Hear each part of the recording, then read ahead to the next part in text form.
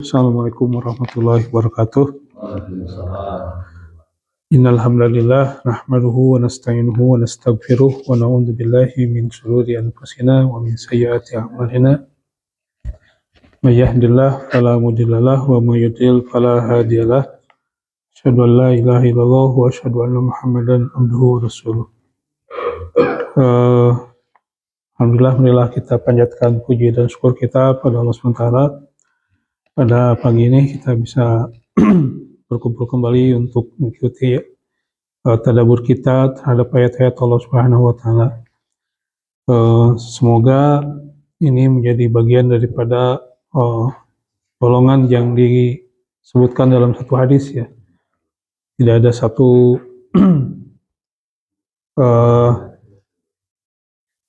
majtama'a qaumun fi baitin min buyutillah, tidak ada satu kaum yang berkumpul di rumah Allah yang dimana di situ bertadarus Al-Quran serta mempelajarinya, kecuali khafathumul malaikah, malaikat akan senantiasa menyertai mereka, wa ghasyiatumur rahmah, serta dinaungi oleh rahmat, wa dzakarallahu fiman indah, serta Allah SWT menyebut orang-orang yang ada di dalamnya.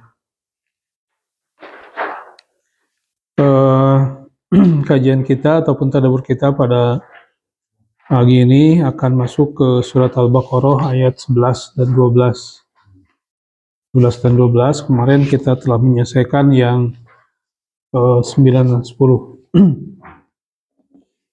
A'udzu billahi minasyaitonir rajim. Wa idza qila lahum la tufsidu fil ardi qalu innama nahnu muslihun. Ala innahum humul mufsiduna walakin la yash'urun. Wa idza qila lahum, dan apabila dikatakan kepada mereka, la tufsidu fil ardi, janganlah kalian membuat kerusakan di muka bumi, qalu innama nahnu muslihun, mereka menjawab, sesungguhnya kami adalah orang-orang yang membuat atau melakukan perbaikan, muslih. Ala innahum humul mufsiduna walakin la yash'urun. Ingatlah sesungguhnya mereka lah, ala innahum, sesungguhnya mereka lah humul mufsidun. Ala innahum humul mufsiduna, orang-orang yang membuat kerusakan, walakin la yash'urun, akan tetapi mereka tidak merasa, ya, tidak menyadari. Jadi kalau di ayat kemarin, di ayat 9 dan 10, Allah Subhanahu wa mengatakan bahwa di dalam hati mereka fi qulubihim maradun, di dalam hati mereka ada penyakit, ya, ada sakit, ya. Fazadahumullahu marada, lalu Allah menambah kerusakan ataupun sakit mereka. Nah, sakit ini adalah sakit munafik. Jadi sakit di situ adalah penyakit hati, bukan penyakit fisik, yaitu penyakit munafik, gitu.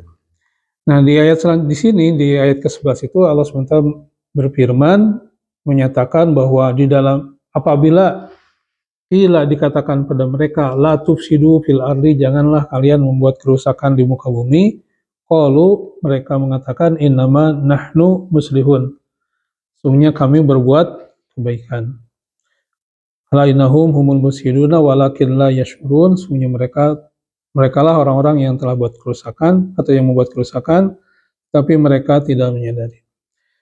Nah, Asudi dalam tafsirnya dari Abi Malik, dari Ibnu Abbas, dari Abi Shalih dari Ibnu Abbas, dari Murrah At-Tibu Al-Hamdani dari Ibnu Mas'ud, an unasun min ashabin nas, ashabir Rasulullah SAW. Nah, ini kata Asudi, para sahabat Nabi SAW, ya, Ibnu Mas'ud, kemudian Ibnu Abbas, serta yang lainnya, itu tentang ayat ini mereka mengatakan hum al-munafiqun. Jadi ayat ini ditujukan atau mereka adalah orang-orang munafik, gitu. Jadi kan di situ juga disebutin, ya, wa idza qila lahum, apa dikatakan kepada mereka, mereka itu siapa, gitu kan. Nah, ini kata para sahabat, ini ditujukan kepada orang-orang munafik. Ya, bisa aja kan ada orang kafir, ada Yahudi, ada Nasrani. Nah, para sahabat menyatakan di ayat ini adalah mereka itu adalah orang-orang munafik. Idza qila lahum la tufsidu fil ardi. Nah ini kemudian apa la tufsidu fil ardi, janganlah kalian berbuat kerusakan. Nah, kerusakan ini maksudnya apa? Itu adalah kekufuran dan perbuatan maksiat. Gitu. Jadi kerusakan yang dilakukan itu apa? Yaitu kekufuran dan perbuatan maksiat. Gitu. Abu Zafar Ar-Rabi' dari Anas dari Abdul Aliyah dari Allah Subhanahu wa Ta'ala tentang firman ini tentang ayat ini apa namanya ya Tabari ya mengatakan bahwa la ta'su fil ardi ya. Jadi Imam Abu Ja'far dari At-Tabari dari Ar-Rabi dari Anas dari Abi Aliyah jadi Abu Aliyah mengatakan bahwa arti ataupun makna ataupun tafsir daripada perkataan la tufsidu fil ard, berbuat kerusakan di muka bumi adalah la ta'su fil ardi, janganlah kalian berbuat maksiat di muka bumi. Ya. Wa kana fasaduhum dalika maksiatullah. Jadi kerusakan yang dibuat oleh mereka itu adalah maksiat kepada Allah.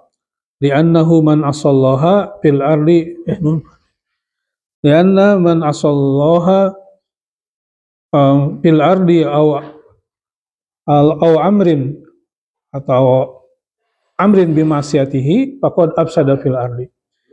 Karena sesungguhnya orang yang bermaksiat kepada Allah di muka bumi atau memerintahkan untuk bermaksiat kepada Allah, faqad afsada fil ardi, sesungguhnya mereka telah berbuat kerusakan di muka bumi. Ya. Lianna salahal ardi was samai bitta'ah. Karena sesungguhnya apa namanya? Salahul ardi ya, perbaikan bumi ini di bumi dan di langit ini itu dengan ketaatan kepada Allah Subhanahu wa taala. Begitulah Anas bin Malik serta Qatadah menafsirkan ini. Jadi kalau di sini lebih diterangkan bahwa maksiat itu bisa berbuat kerusakan dan sebaliknya ketika kita taat itu sebenarnya adalah melakukan perbaikan ya di muka bumi serta di langit.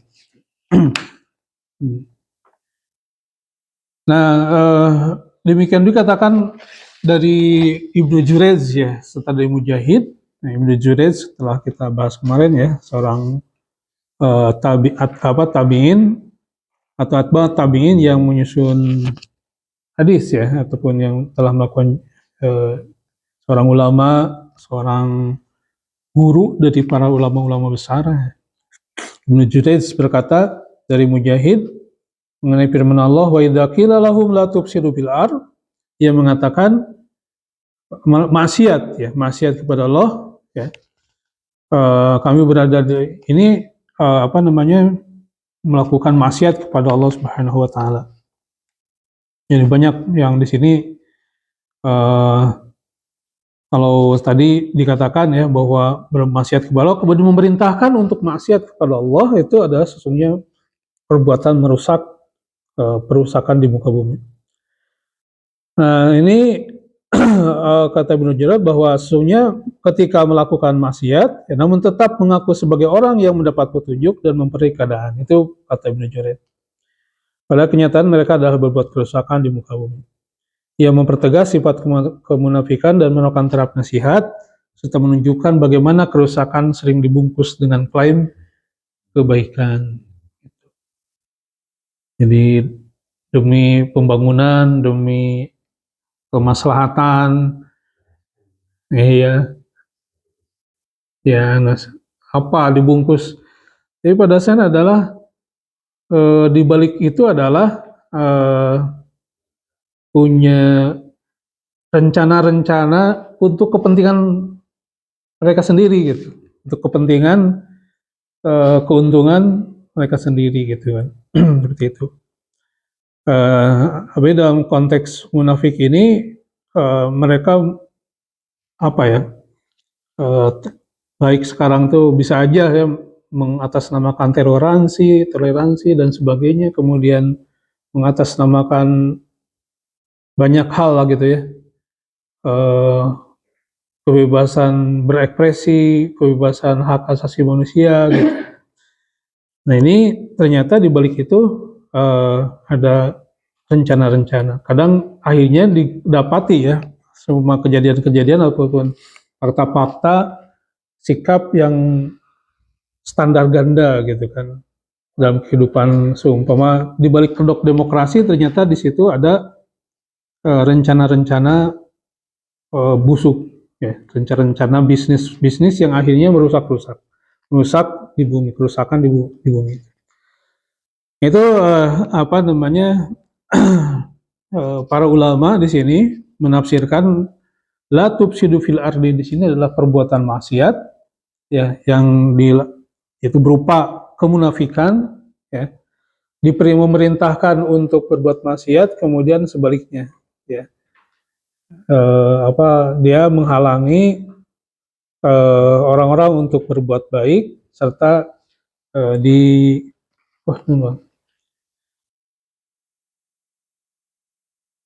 dari Waqi nih Waqi dan Isa.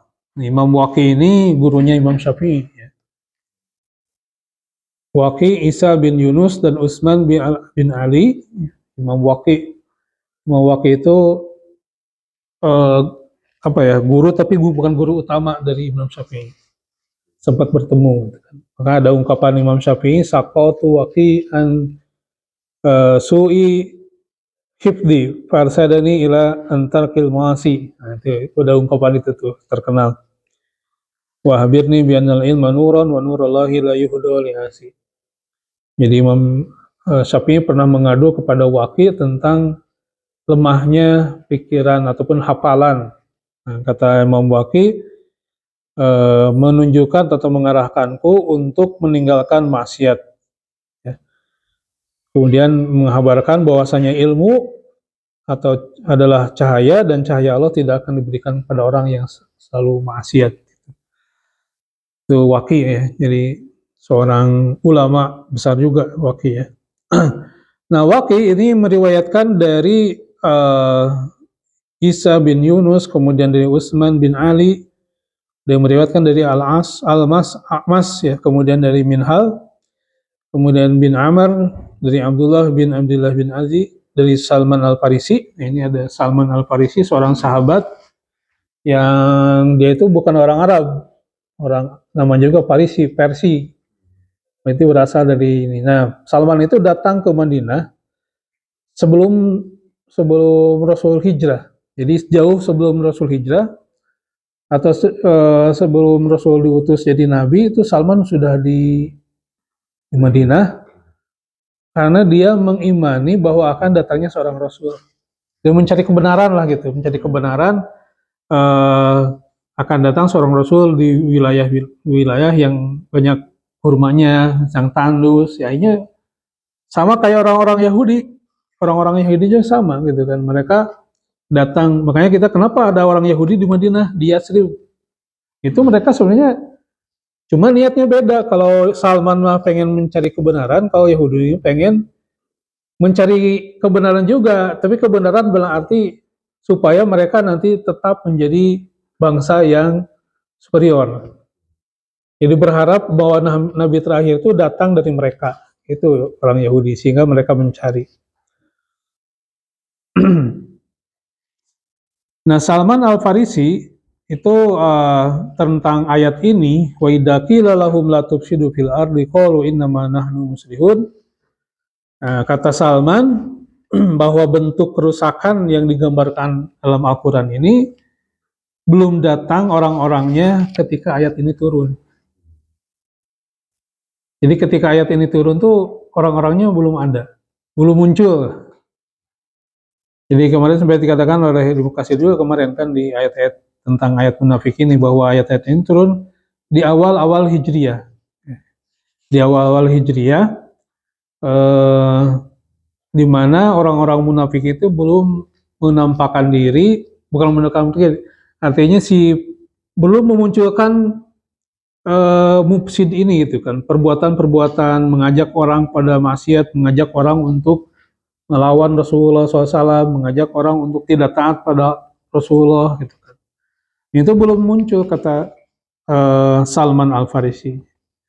Jadi ungkapan Salman ini bahwa fitnah ya dan bentuk kemunafikan yang disebutkan dalam ayat ini belum terjadi pada masanya, pada masa turunnya ayat ini, atau belum mencapai bentuk paling nyata dan besar. Gitu. Jadi kata Salman seperti itu. Jadi bahkan ini menunjukkan tidak hanya sekedar ketika turunnya ayat, ketika masa Nabi gitu kan. Itu belum menunjukkan fitnah ataupun kerusakan yang besar yang diakibatkan oleh munafik dan perbuatan mereka. Ya, jadi kata di sini bisa jadi ya kata Ibnu Katsir rujuk pada fitnah dan kerusakan besar yang akan muncul di kemudian hari yang akan dilakukan oleh orang-orang yang mengaku sebagai pembaru atau reformis, padahal mereka justru merusak tatanan agama dan masyarakat. Jadi ini Salman Al-Farisi ya menyatakan bahwa kerusakannya ini belum muncul saat pada masa-masa Rasulullah SAW. Ya.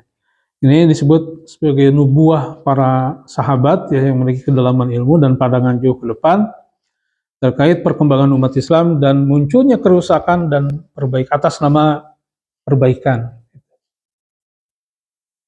Nah, kata Ibnu Jarir di sini disebutkan bahwa kemungkinan Salman bermaksud ya bahwa orang-orang yang memiliki sifat-sifat ini akan datang di masa depan. Ya, ini.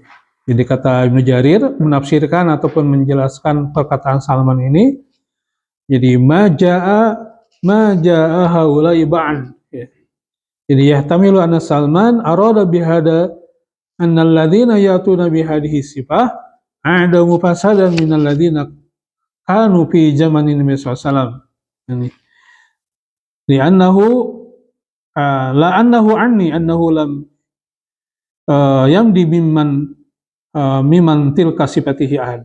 Jadi kata Ibnu Jarir dikatakan bahwa yang dimaksud dengan Salman ini adalah orang-orang yang memiliki sifat yang datang di masa depan dengan kerusakan yang lebih besar daripada orang-orang yang ada pada zaman Nabi SAW.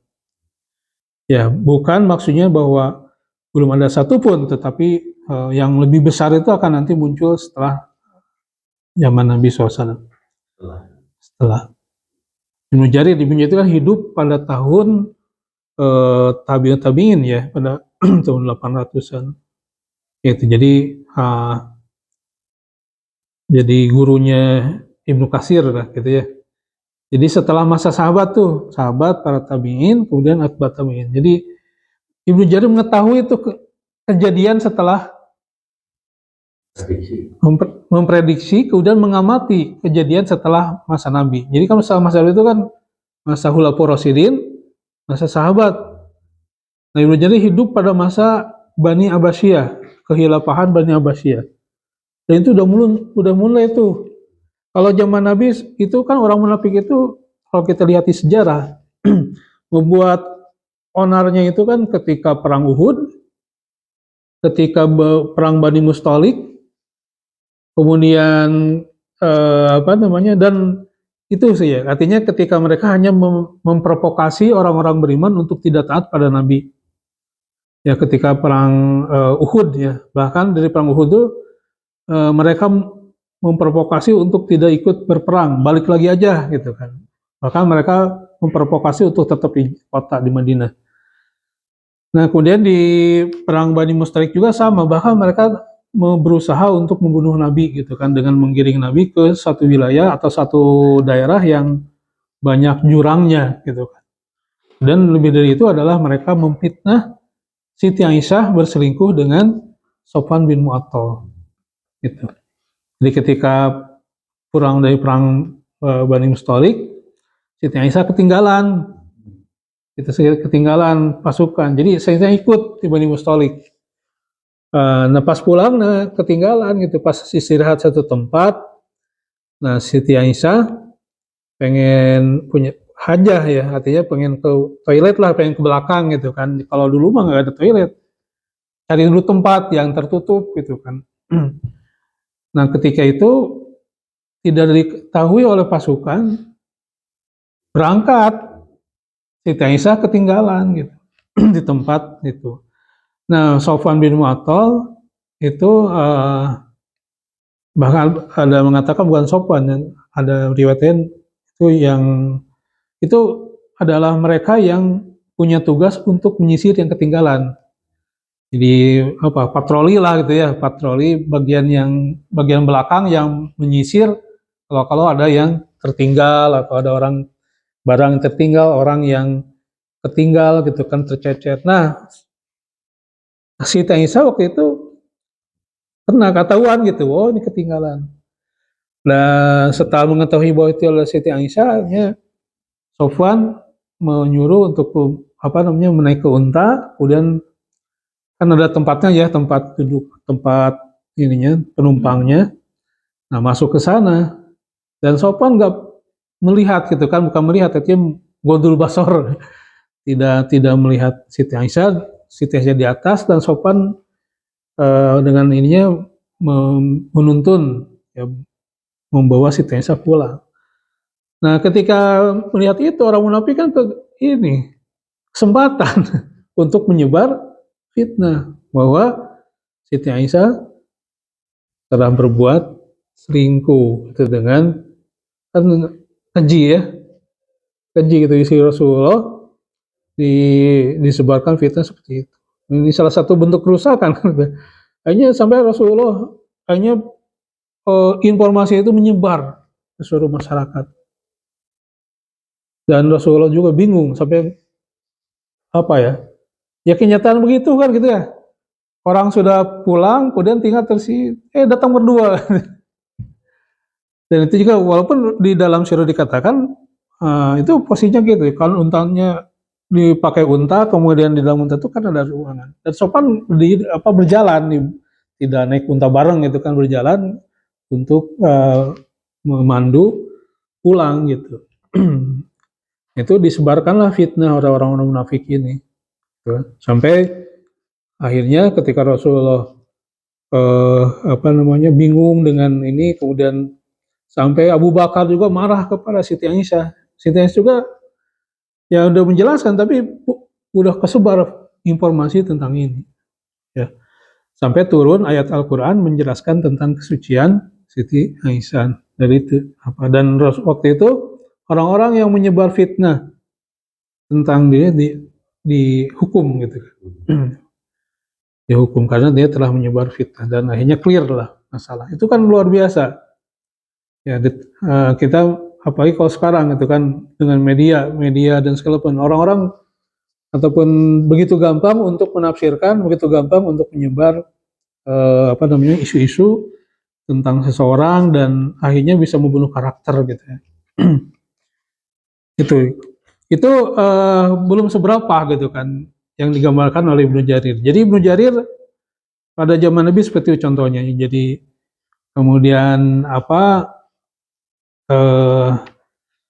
pembuatan Masjid Diror. Pembuatan Masjid Diror itu mereka membuat masjid untuk akhirnya nanti memecah kaum muslimin. Jadi masjid itu makanya kenapa disebut Masjid Diror gitu, karena memadorotkan, membahayakan.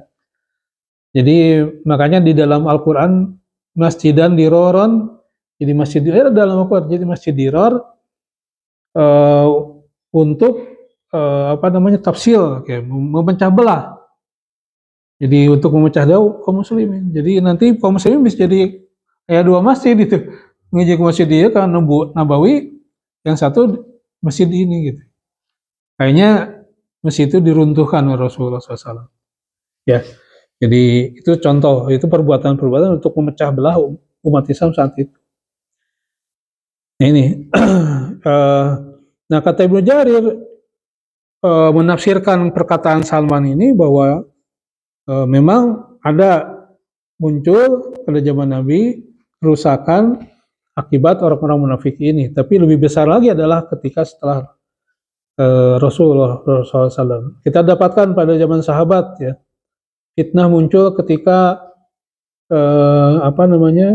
setelah pembunuhan Umar ya. Itu kan kemudian antara diangkat Ali atau Utsman. Dari situ kan terus muncul fitnah gitu kan, apalagi ketika terbunuhnya Utsman, itu luar biasa ya. Fitnah di kalangan kaum muslimin saat itu.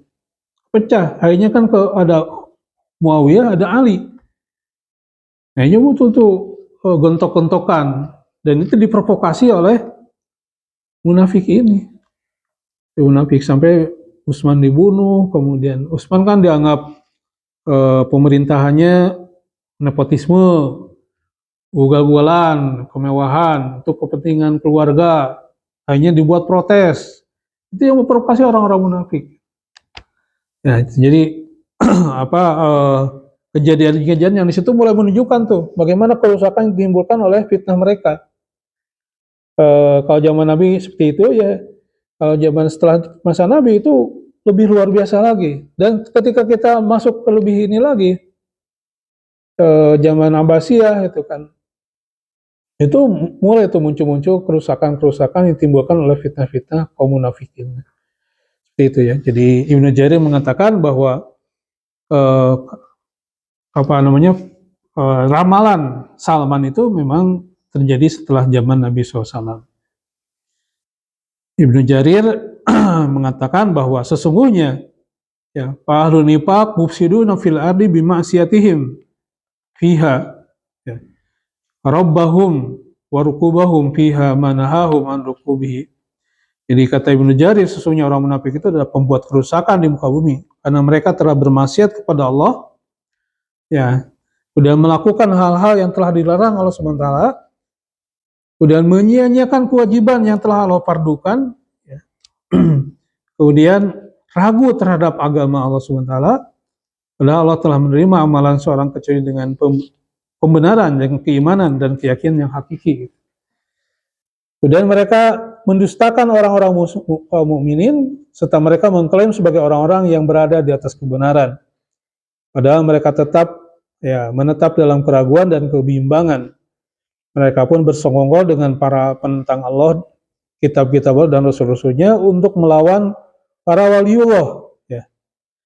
Jadi itu sifat mereka, kata Ibnu Jarir. Itulah bentuk-bentuk kerusakan orang munafik di muka bumi ini. Ya. Namun mereka mengira bahwa dengan perbuatan tersebut mereka sedang berbuat perbaikan. Ya. Jadi kalau Ibnu Jarir lebih merinci lagi itu sifat-sifatnya gitu kan. Maksiat kepada Allah, kemudian melakukan yang dilarang, kemudian menyia-nyiakan kewajiban kepada Allah yang Allah telah fardukan. Ragu terhadap agama, nah ini. Ragu terhadap agama, padahal telah menerima amal seorang kecuali dengan keimanan.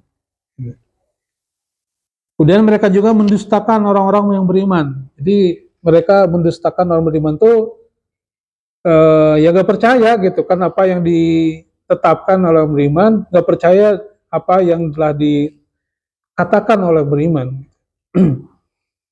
Jadi itu. Jadi sekarang juga mungkin Ibnu Jarir lebih ini lagi ya. Jadi artinya hidupnya pada masa Bani Abbasiyah, kekhalifahan Abbasiyah, itu lebih banyak melihat fenomena-fenomena yang ada gitu kan. Jadi ada orang-orang yang memang mungkin sekarang juga sering ya, kalau kepada orang beriman itu sinis, nyinyir ya. Tapi kalau orang-orang yang lain yang berbuat kerusakan justru mereka dukung. Gitu, jadi seperti itu.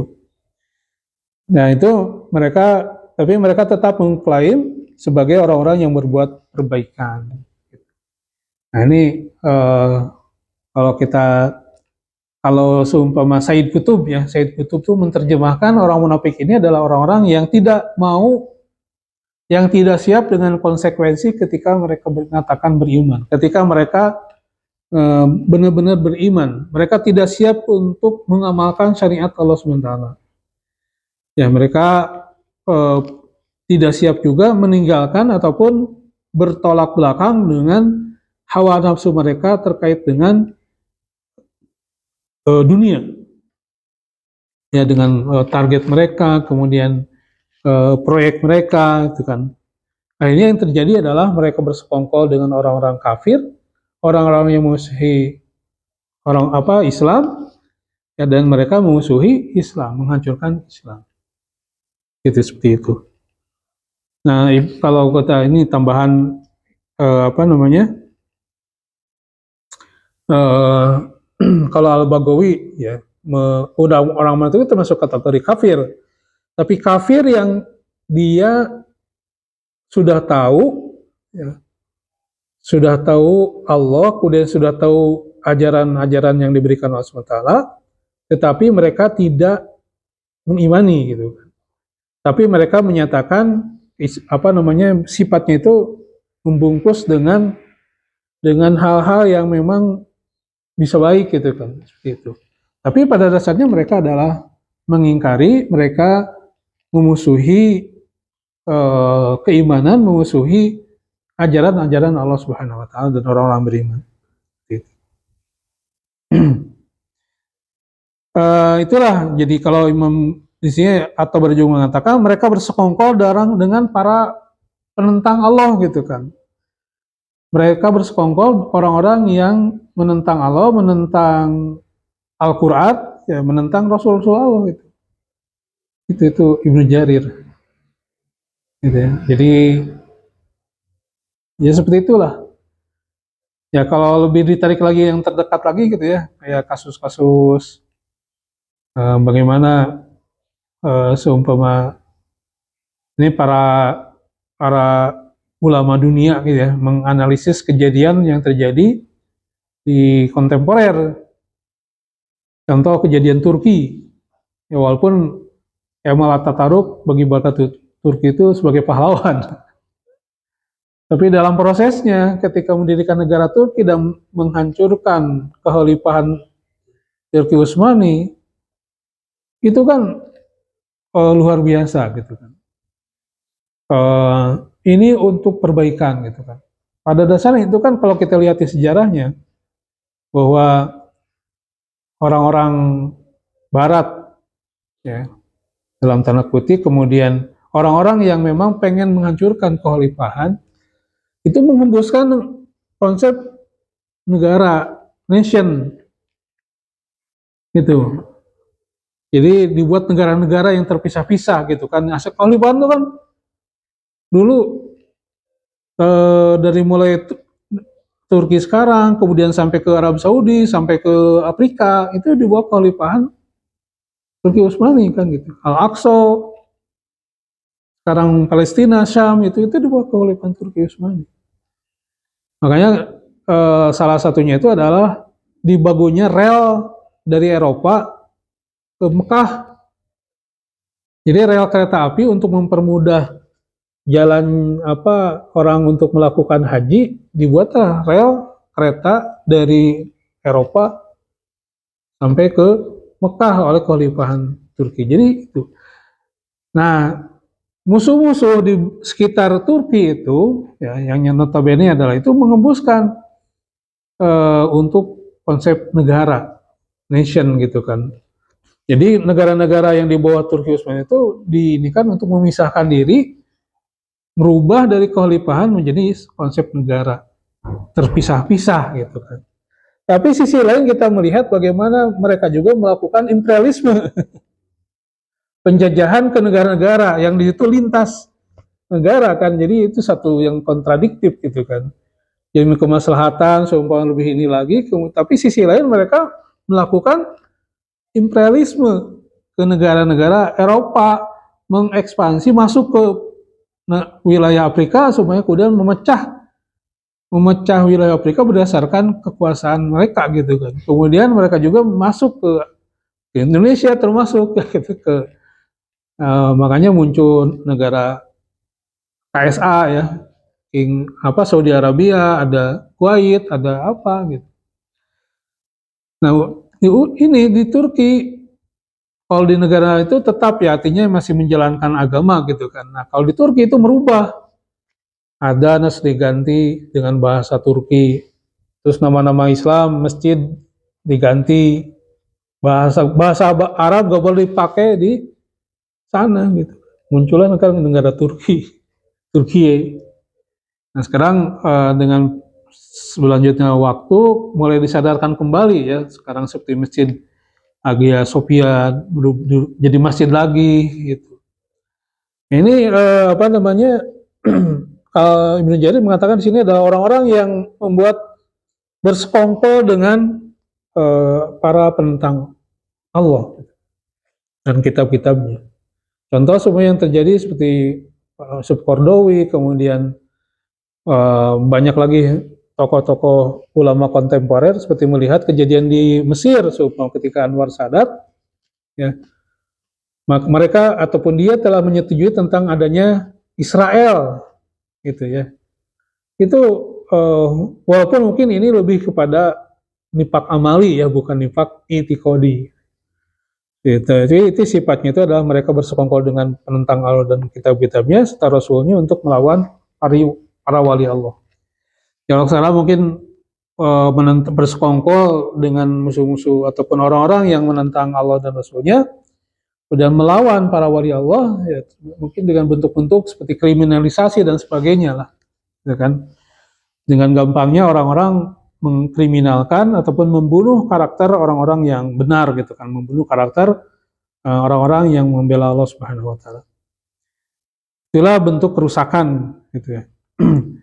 Jadi Ibnu Jarir menafsirkan ayat wa idza qila lahum la tufsidu fil ardi dengan analisis karakter dan tindakan orang-orang munafik. Itu dengan maksiat kepada Allah ya, merusak tatanan tauhid dan hukum gitu ya. Jadi maksiat kepada Allah dengan merusak tatanan tauhid dan hukum itu kan kerusakan gitu kan. Kemudian melanggar larangan Allah, menyebarkan maksiat itu juga kerusakan. Ya. Ini betapa banyak kasus-kasus kerusakan yang sudah jelas merusak gitu kan, masih aja dianggap untuk hiburan, untuk apa gitu kan, apa untuk kesejahteraan dan sebagainya gitu kan. Kemudian menyia-nyiakan kewajiban, melemahkan ikatan ibadah. Ini jadi bentuk-bentuk seumpama program-program yang di situ berimplikasi kepada apa namanya lemahnya melakukan ibadah. Nah ini juga sama, ya, menyia-nyiakan kewajiban. Kemudian selanjutnya tindakan munafik itu kata di sini kalau dari Ibnu Jarir itu adalah ragu terhadap agama. Ini bahaya sekali gitu ya. Kita sekarang sering mendapatkan juga ya, kalau alam yang jelas itu meragukan terhadap agama. Contoh apa? Contoh bahwa agama ini turun zaman kuno gitu kan. Itu gak akan laku untuk sekarang gitu kan. Masa mereka ya pernah gitu kan terang-terangan mengatakan bahwa itu adalah primitif ajaran kuno yang nggak bisa diterapkan untuk saat ini gitu. Jadi itu adalah itu ya, menyebabkan keraguan kepada agama. Jadi keraguan terhadap agama itu menggoyahkan iman masyarakat. Jadi bisa jadi keraguan terhadap ajarannya, gitu kan. Ajaran Allah, ajaran agama dibuat ragu, ya, dibuat ragu. Ya itu sekarang juga terus berlanjut, ya, terus berlanjut bagaimana orang dengan kebebasan berpikir dan sebagainya, gitu kan. Itu membuat isu-isu tentang ini.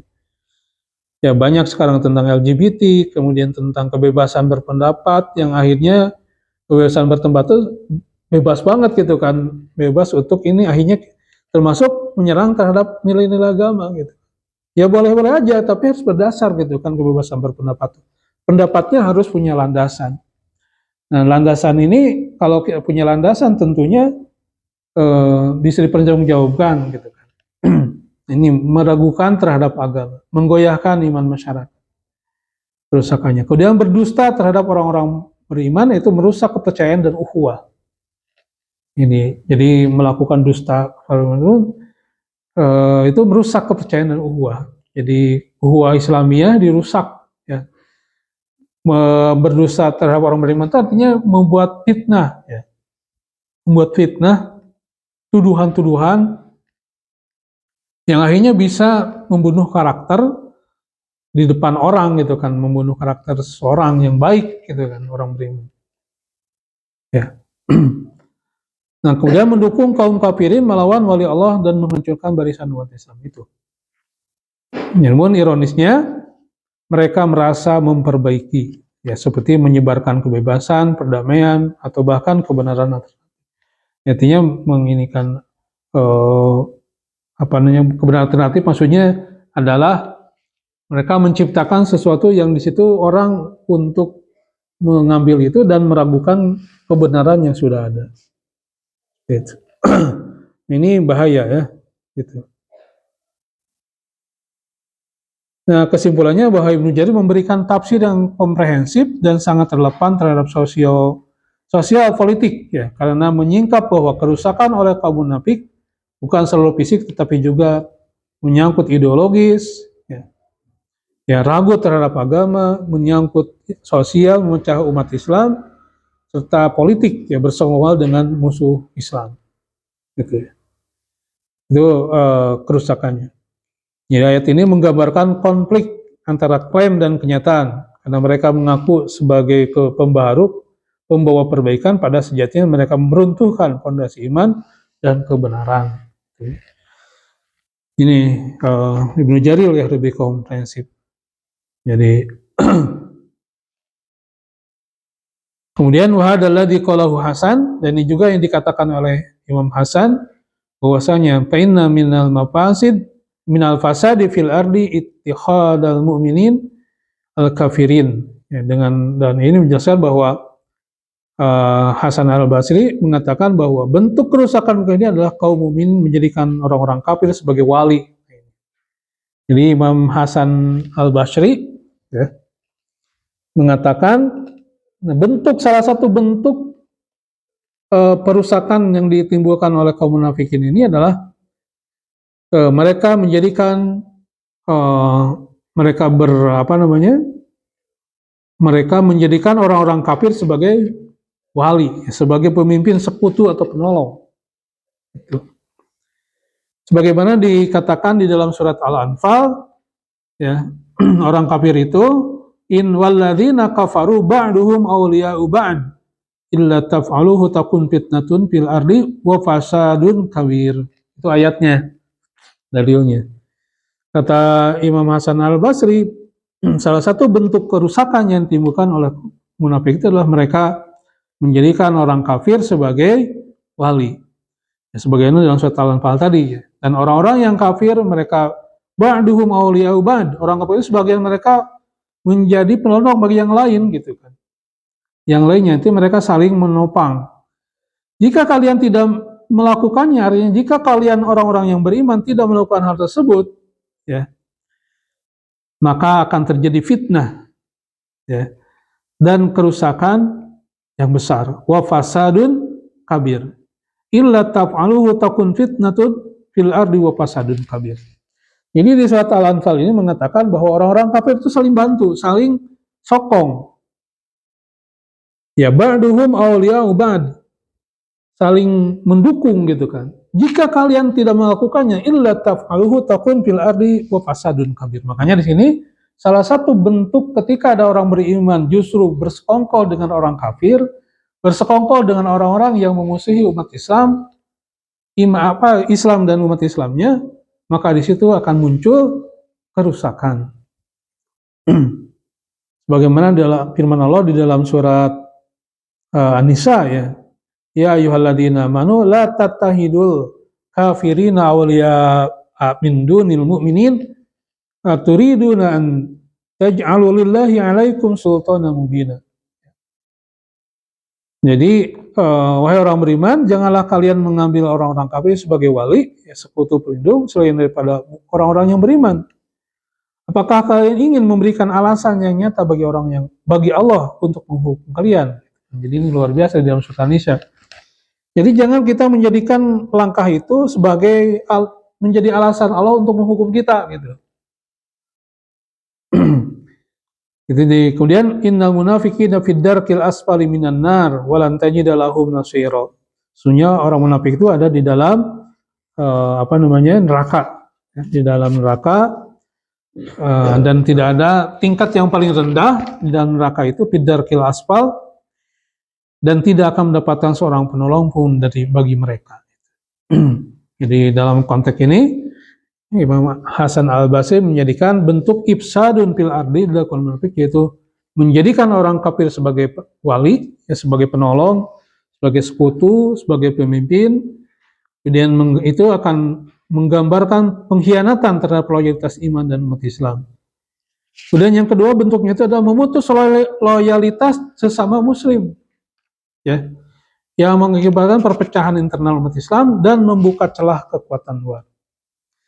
Jadi ini Imam Hasan Al-Basri, ya, mengambil ayat dari surat Al-Anfal dan surat An-Nisa itu. Itu Imam Hasan Al-Basri itu adalah perilaku munafik yang akan membuat kerusakan. Itu. Jadi berpura-pura sebagai pembela kebaikan, kemudian yang jelaskan dengan perdamaian justru berpihak pada musuh Allah. Ini Imam Hasan Al-Basri menyimpulkan itu. Nah, konsekuensi besarnya Allah menyebutkan bahwa bila umat Islam tidak menjaga soliditas atau solidaritas dan justru berloyal kepada orang-orang kafir, maka akan terjadi fitnah, ya, kekacauan ideologi dan akidah. Kemudian akan terjadi kerusakan besar di muka bumi. Orang-orang munafik yang melakukan ini akan ditempatkan di darkil asfal, ya, tingkat paling bawah di neraka.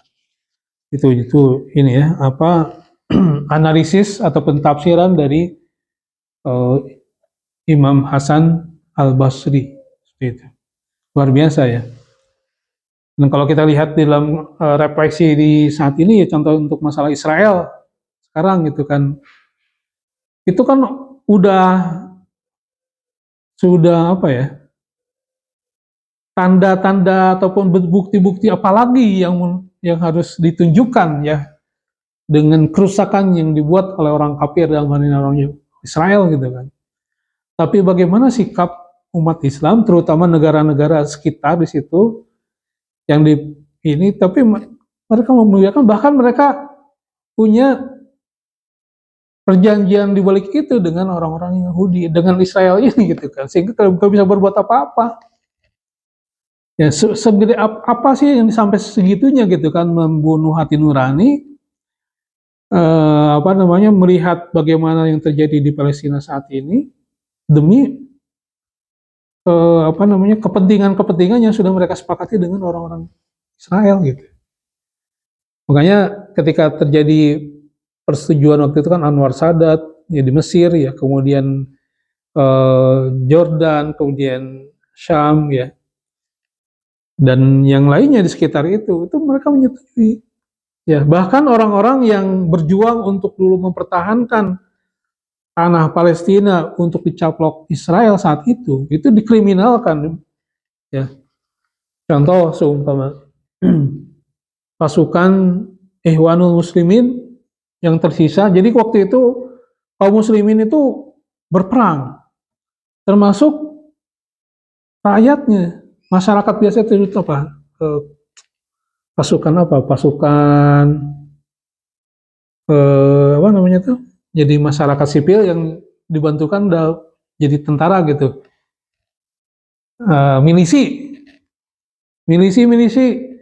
itu menentang ketika waktu itu negara-negara sekitar Arab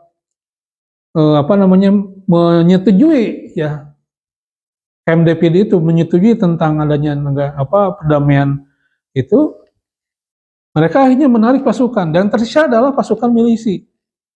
Contoh pasukan waktu itu yang dipimpin oleh ataupun Ikhwanul Muslimin, hanya negara Mesir waktu itu menarik, ya, artinya menganjurkan ataupun menyuruh untuk mereka kembali ke Mesir. Nah, ketika pulang ke Mesir, orang-orang yang waktu itu ada di front terdepan menghadapi Israel, dan Israel belum bisa bebas gitu karena menghadapi mereka. Itu ketika pulang ke Mesir, bukannya diberikan ini, malah mereka dipenjarakan. Itu. Dan itu menjadi sampai sekarang fitnah.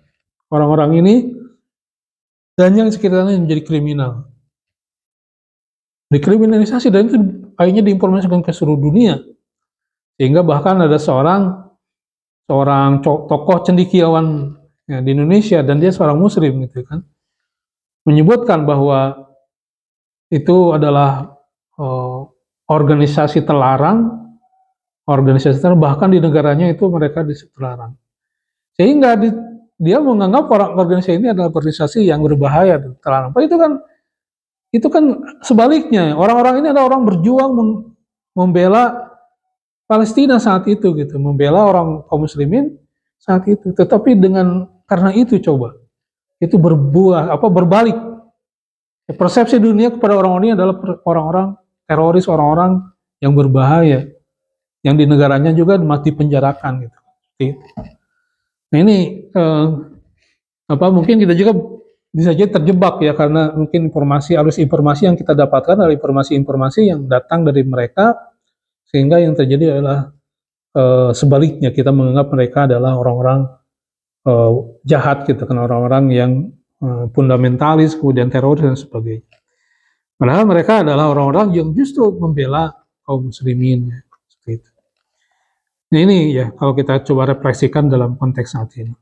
Jadi konteks saat ini, fenomena geopolitik dan koalisi serta relasi internasional umat Islam, di mana sebagian pihak berpihak pada kekuatan-kekuatan yang musuh Islam dengan dalih moderasi, toleransi, dan kerjasama global. Dan juga tidak mengingkari kerjasama ya, ta'awun dalam hal kemaslahatan, tapi menegaskan larangan loyalitas dan pembelaan yang mengorbankan akidah, syariat, dan umat Islam. Sudah habis ya waktunya. Mungkin bisa diinikan lagi. Ya. 4 menit. Ya, masih ini sih, kita coba. Ini Imam Hasan al-Basri yang menafsirkan ayat ini dengan ayat lain, yaitu dengan mengambil dari surat Al-Anfal serta surat An-Nisa. Ya. Jadi kan di sini kemunafikan lebih berbahaya daripada kekafiran terang-terangan, karena mereka menyamar sebagai mukmin namun bersekutu secara sembunyi-sembunyi dengan musuh-musuh Allah, sehingga menimbulkan kerusakan dan kebingungan di tengah umat Islam. Yang seandainya ia tetap berada di atas kekafiran secara terang-terangan, maka keburukannya lebih ringan, karena lebih mudah dikenali dan diwaspadai. Tetapi munafik menipu dari dalam. Ya, seandainya dia ikhlas beramal karena Allah dan sesuai antara ucapan dengan amalnya, niscaya ia akan beruntung dan berhasil. Ini menunjukkan bahwa kemunafikan adalah ketidakikhlasan, penyimpangan antara perkataan dan perbuatan.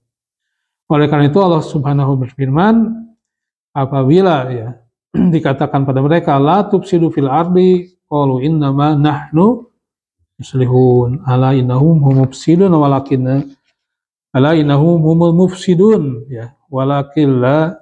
Jadi orang-orang yang berbuat mufsid, berbuat kerusakan, tetapi mereka merasa tidak. Ini pembelaan diri yang palsu. Jadi melakukan islah itu ya klaim-klaim, hanya sebagai klaim saja gitu kan, sebagai cover saja supaya mereka diterima. Itu mungkin ya untuk saat ini.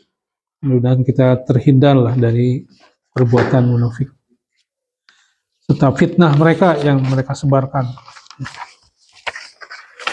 Demikian, wallahu a'lam bishawab.